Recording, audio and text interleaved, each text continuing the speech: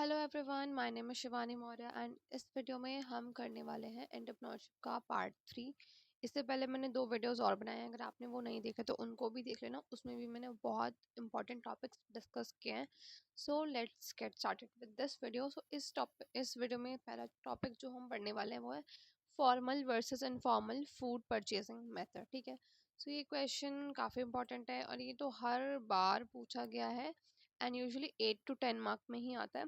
कभी तो directly formal and informal food purchasing method पे नोट्स लिखने को आ जाएंगे, या इनमें से किसी एक पे, या अक्सर इनका डिफरेंस पूछ लिया जाता है। सो इन दोनों को ही अच्छे से पढ़ लेना एंड इसका हम एक बार टेबुलर फॉर्म में डिफरेंस भी देख लेंगे। ठीक है, सो सबसे पहले हम देखते हैं informal food purchasing method, because ये वो बहुत ही कॉमन वाला है जो यूजुअली हम लोग भी करते हैं। ठीक है, इसका दूसरा नाम ओपन मार्केट बाइंग भी है। ठीक है, सो इसमें क्या होता है कि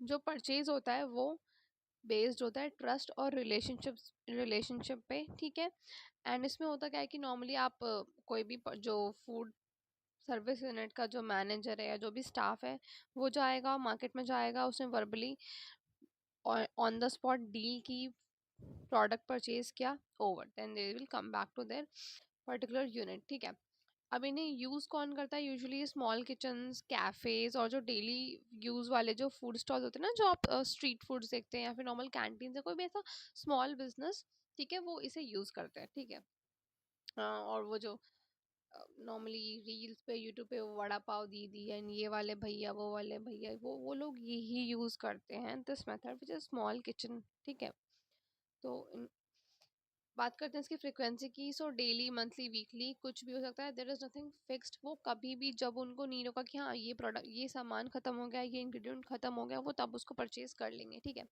नंबर 4, वेंडर्स की कौन से वेंडर्स हैं जो ये सामान या इंग्रेडिएंट सप्लाई करते हैं फूड सर्विस यूनिट के स्टाफ को या मेंबर को। ठीक है, सो वो नॉर्मली लोकल सप्लायर्स होते हैं, होलसेल मार्केट सप्लायर्स होते हैं। ठीक है, अब इस मेथड के प्रोज क्या है? काफ़ी फ्लेक्सिबल है। आज प्रोडक्ट खत्म हुआ, आप तुरंत जाके ले आए या कल ले आए। ठीक है, ऐसा काफ़ी फास्ट है, तुरंत के तुरंत हो जाता है। कॉस्ट इफेक्टिव है क्योंकि आप मार्केट में जा रहे हो तो नेगोशिएशन भी कर सकते हो। ठीक है, बात करते हैं कॉन्स के, यानी कि इसके डिसएडवांटेजेस।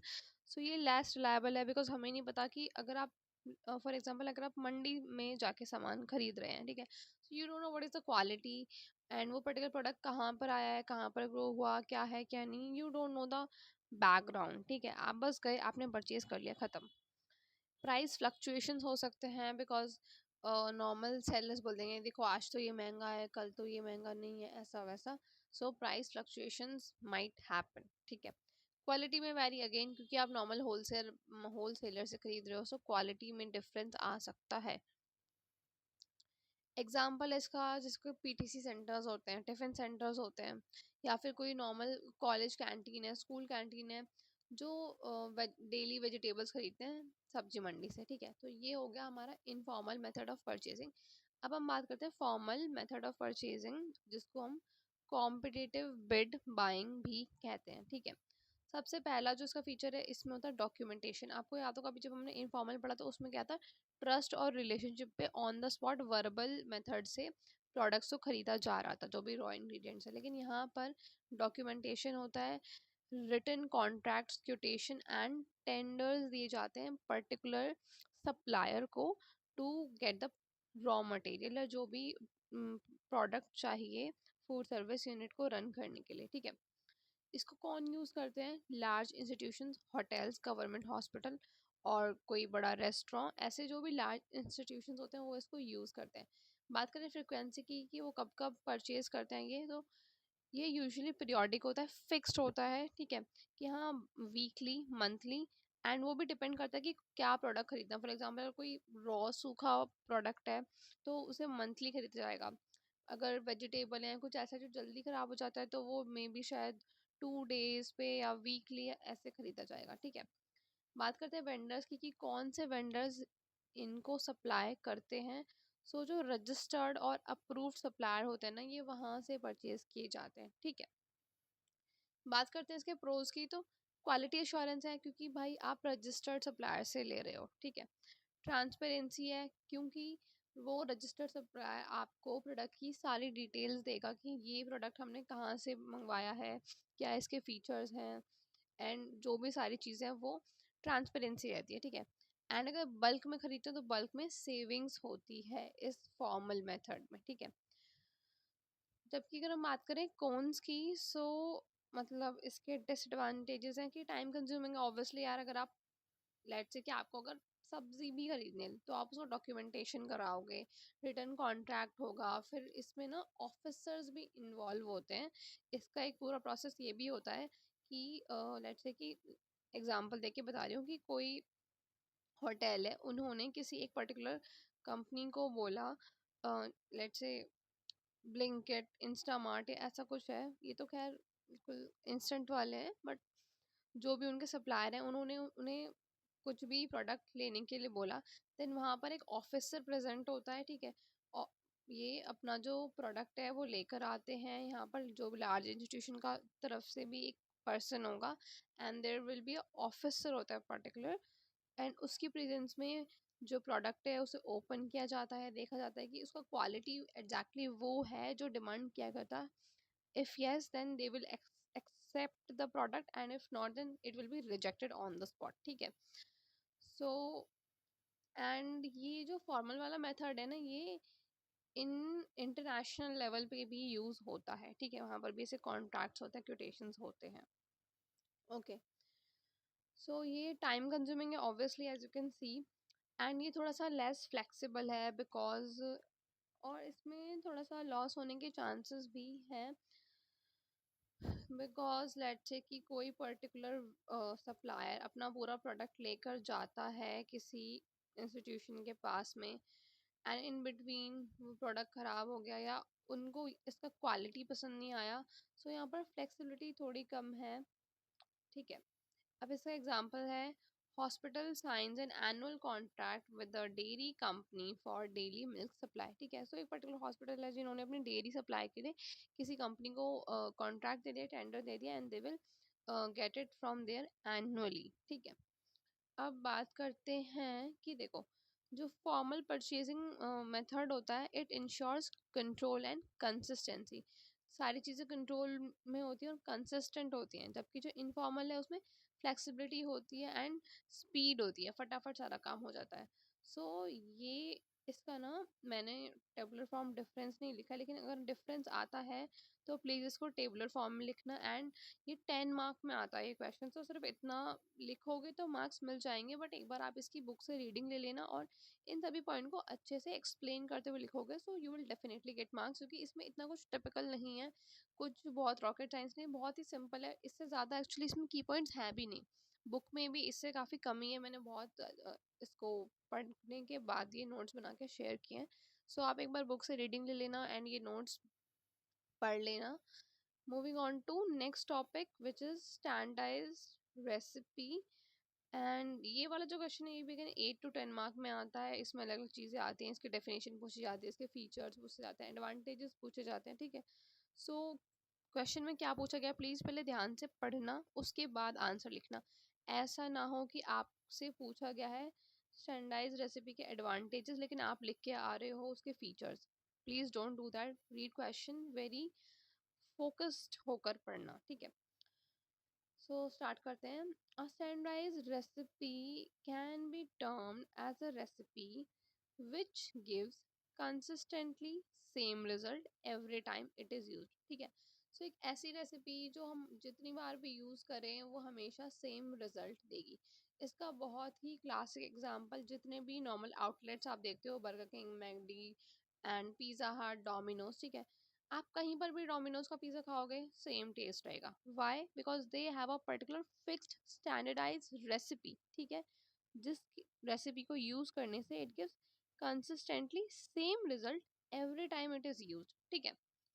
एक बार और इसको थोड़ा सा करते हैं। सो ये जो रेसिपी है उसको, it has been tested, adjusted, अगर कोई गलतियां हैं या फिर अच्छा टेस्ट नहीं है, टेक्सचर अच्छा नहीं है, अपीलिंग नहीं है, सो उसको उस तरीके से एडजस्ट किया जाएगा, and then it will be documented. Yes, documentation is very important, उसको डॉक्यूमेंट किया जाता है, so that to produce a consistent quantity and quality of food every time it's prepared using the same procedure, ingredient and equipment. ठीक है, सो इसको रटना कुछ भी नहीं है, बहुत इजी है।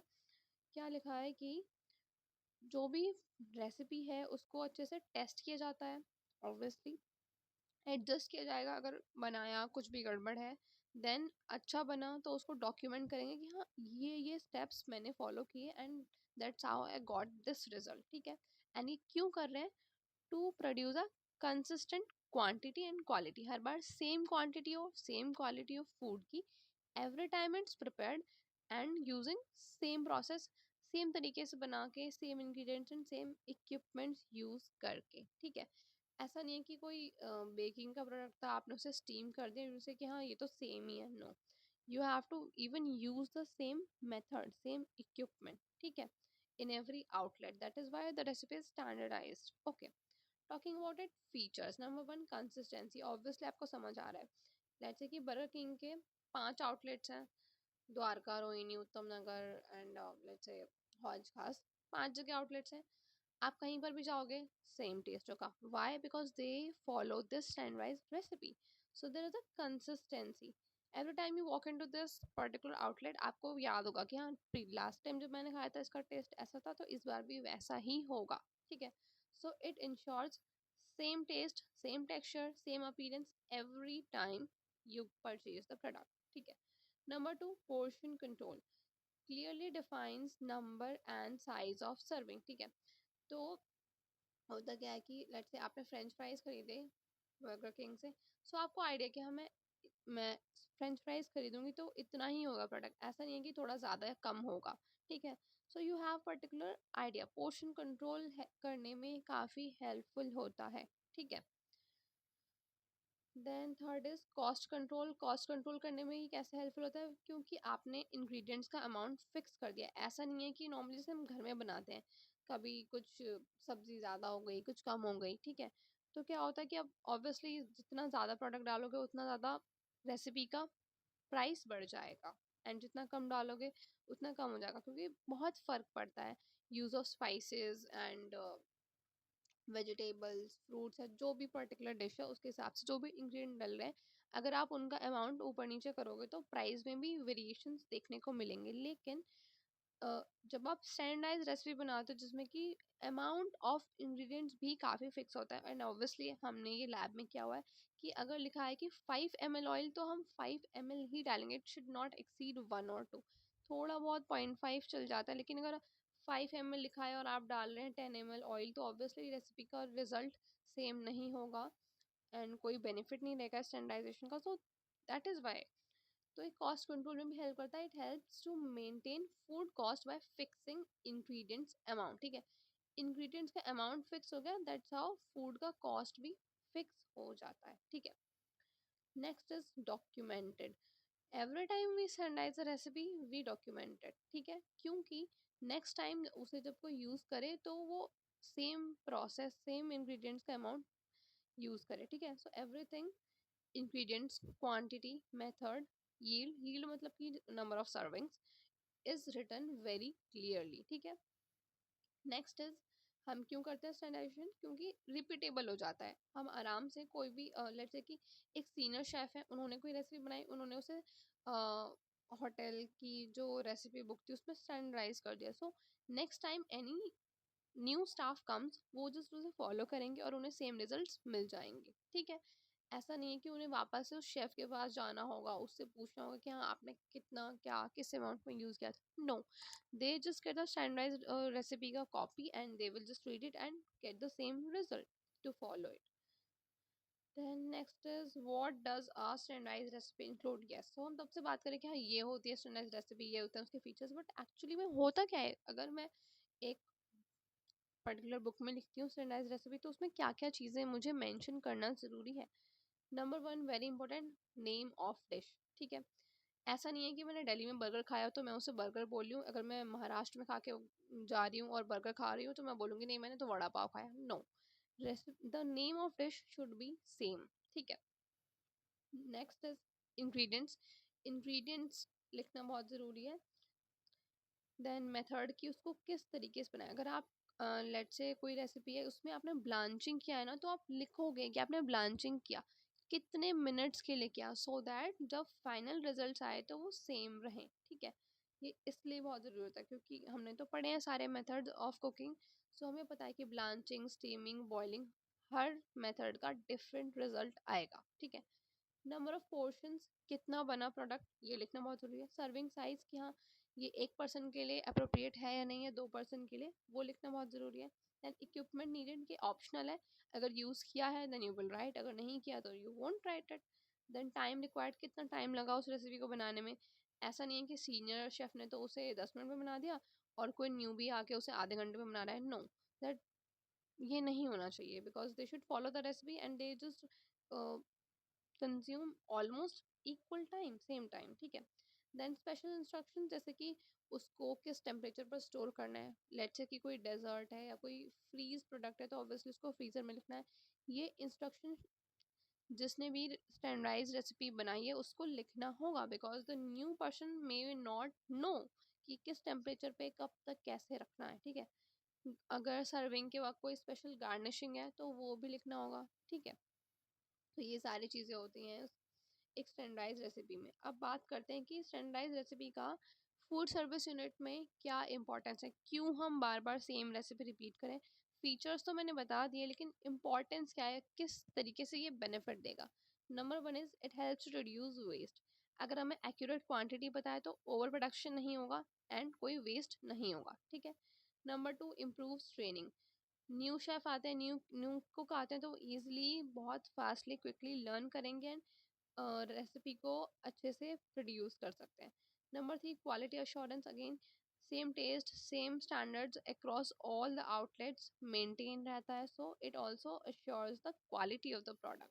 Then number four is menu pricing, helps to calculate exact cost per portion ensuring profit margin। ठीक है, every time we use the same amount of ingredients, और हमें पता है कि उतना ही कॉस्ट लगेगा उस प्रोडक्ट को जनरेट करने में। ठीक है, एग्जाम्पल के लिए देख लो, मैंने यहाँ पे वेजिटेबल पुलाव का एग्जाम्पल दिया, आप किसी का भी एग्जाम्पल लिख सकते हो। अगर आप एग्जाम्पल लिखोगे ना तो बहुत अच्छा इम्पैक्ट पड़ता है। एंड दुआ करो कि अगर आपने जो एग्जाम्पल लिखा है वो आपके चेकर का फेवरेट डिश हुआ तो ऑब्वियसली आपको पूरे मार्क्स मिलने वाले हैं। सो लेट्स से देखो, जैसे मैंने लिखा है कि राइस 250 ग्राम, तो आपको वेरी स्पेसिफिक लिखना है कि मैंने इतना राइस यूज़ किया। Then veggies, let's say oil use किया, कौन सा ऑयल यूज़ किया ये भी स्पेसिफाई करोगे। स्पाइसेस, कौन से स्पाइसेस यूज़ किए, किस ब्रांड के यूज़ किए, किस अमाउंट में यूज़ किए, everything the person should write. कितना वाटर यूज़ किया, कितना सॉल्ट यूज़ किया। ठीक है, देन उसका पूरा मेथड लिखोगे कि कैसे बनाया। पहले मैंने उसे वॉश किया, सोक किया, फिर मैंने दूसरे यूटेंसिल में ऑयल को हीट किया, स्पाइसेस ऐड किए, वेजीज ऐड की। तो step by step everything should be written very clearly and very detailed version of it, ये बोलने का मतलब है मेरा। ठीक है, and then portion size and serving size ये सब भी लिखना बहुत ज़रूरी है whenever we standardise a recipe. ठीक है, सो a standardized recipe ensures food quality, cost efficiency, operational consistency in any food service establishment and or unit। ठीक है, so that's all for this video। मिलते हैं नेक्स्ट वीडियो में, next part में other important topics को discuss कर लेंगे। तब तक के लिए bye bye, take care, happy learning.